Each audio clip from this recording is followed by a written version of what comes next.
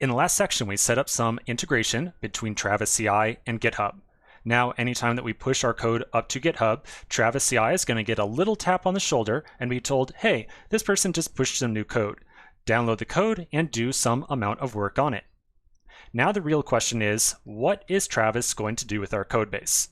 Well, Travis is not going to just automatically or magically figure out what to do. We have to be very explicit, very clear with Travis CI and say, here is exactly what we want you to do.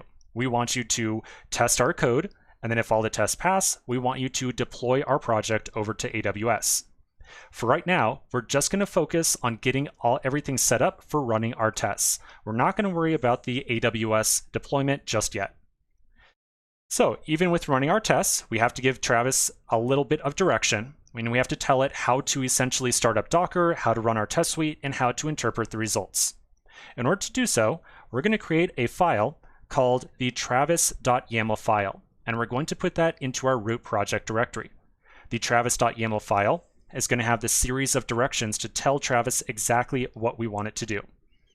Now I put together a little diagram to kind of outline the different steps that we're going to put into that file. So here's what we need to do inside of the travis.yaml file. First off, we're going to tell Travis that we need to have a copy of Docker running.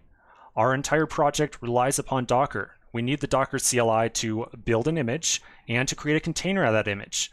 And so definitely, as soon as Travis pulls down our entire repository, we need to have a copy of Docker waiting to go, or ready to go, ready for us to run a couple commands to build our image and then run our test suite.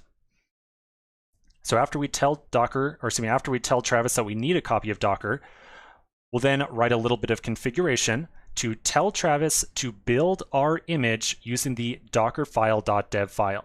Now, that might be a little bit surprising, the fact that I'm saying we're going to use dockerfile.dev.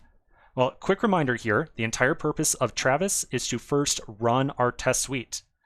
We put together the Docker file, like that production Docker file, just a moment ago. This one right here is specifically used when we want to create a container that is going to be used in production, running on some server ready for users to come and visit. The image that is created by this Docker file has no dependencies or any code inside of it meant for